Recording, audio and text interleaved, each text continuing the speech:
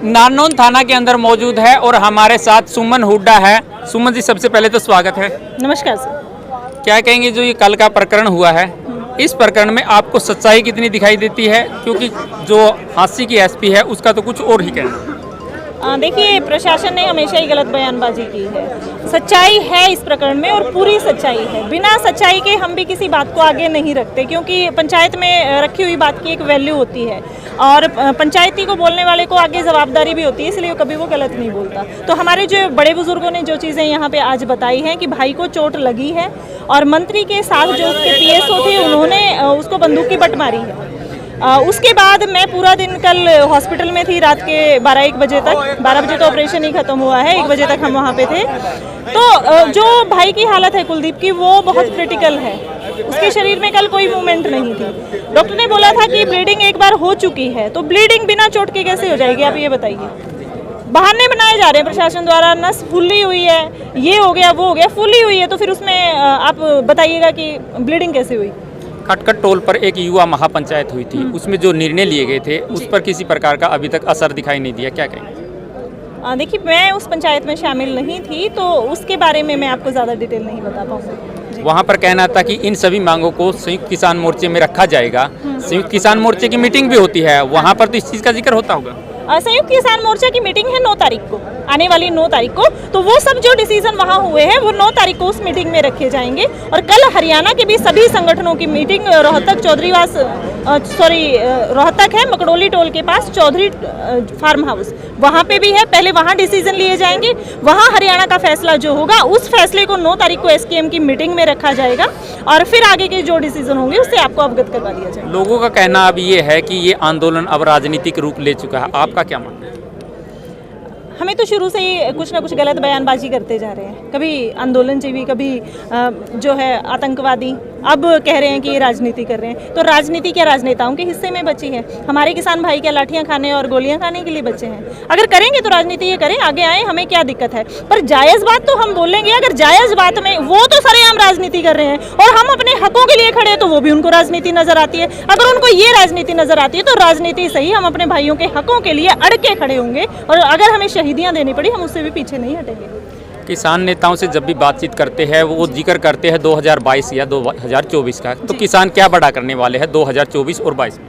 देखिए, 2022 में आपको पता है पंजाब और यूपी का चुनाव है। यूपी का दबदबा जो है आप समझ सकते हैं कि इतना बड़ा स्टेट है।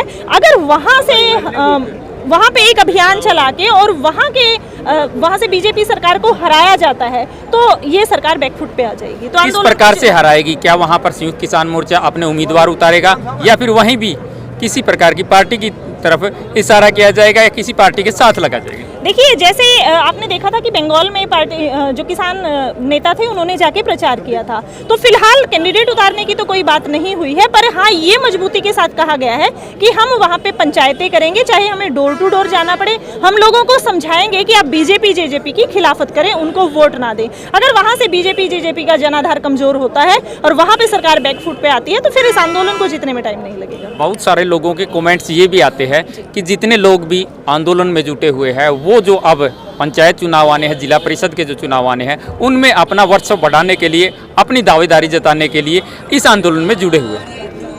बोलने वाले कुछ भी बोलते रहेंगे। जो ये बोल रहे हैं, जो घर बैठे हुए, मैं उनको कहूंगी कि तुम आओ, करो इनकी जितनी मेहनत और तुम बन जाना सरपंच, हमें क्या दिक्कत है? मेहनत तो करो, किसानी के लिए लड़ो, तो हकों के लिए लड़ो। ये मजदूर तबका हमारे साथ बैठा हुआ है, सारे भाई और सारी 36 बिरादरी हमारे साथ बैठे हुए, तो तुम घरों में बैठे हुए क्या कर रहे हो? अगर तुम्हें ऐसी टक्कर देनी है, ऐसा लग रहा है कि हम सिर्फ चुनावों के लिए ये चीज़ कर रहे हैं, तो तुम आ जाओ भाई, तुम बन जाओ नेता। अगर तुम अच्छे काम करोगे तो हम तो तुम्हारे पीछे लग लेंगे, हमें कोई दिक्कत नहीं है। आज के इस पूरे मामले में क्या कुछ निर्णय लिए गए? आज देखिए, डिसीजन कल वाली दो मांगे थी कि सबसे पहली मांग तो जो हमारे कुलदीप राणा भाई को जिन्होंने चोट मारी उनके खिलाफ एफआईआर दर्ज की जाए, धारा 307 302 के मुकदमे उस पर लगा के और उनको गिरफ्तार किया जाए। दूसरी मांग जो है वो जो हमारे 2 भाई गिरफ्तार किए गए थे उन पे संगीन धाराएं लगा दी गई हैं। कल ये बोला गया था कि वो पर्चे रद्द हो चुके हैं, पर जब हमने हार्ड कॉपी एफआईआर की निकलवाई तो उसमें कुछ भी कटा नहीं है, एज इट इज़ वो एफआईआर दर्ज है। तो उस एफआईआर को वापस लेने की मांग है। एक मांग और आई थी 8 तारीख की, वो क्या? 8 तारीख के लिए एक ऐलान है, 2 दिन यहाँ पे धरना जारी रहेगा। हमारी जो किसान सरदारी है यहाँ पे इकट्ठी रहेगी। अगर इनके प्रशासन वाले कोई बातचीत करते हैं या सॉल्यूशन निकलता है तो ठीक है, नहीं तो पूरा हरियाणा 8 तारीख को हांसी एसपी का घेराव करेगा और फिर वहाँ से किसी बड़े ऐलान की घोषणा होगी। क्योंकि कल हरियाणा के मोर्चों जो संगठनों की मीटिंग भी है, वहाँ पे सब मिलके कोई कड़ा फैसला लेंगे और फिर आगे की रणनीति जो है वो परसों जो वो हांसी से अनाउंस कर दी जाएगी। धन्यवाद। Thank you sir.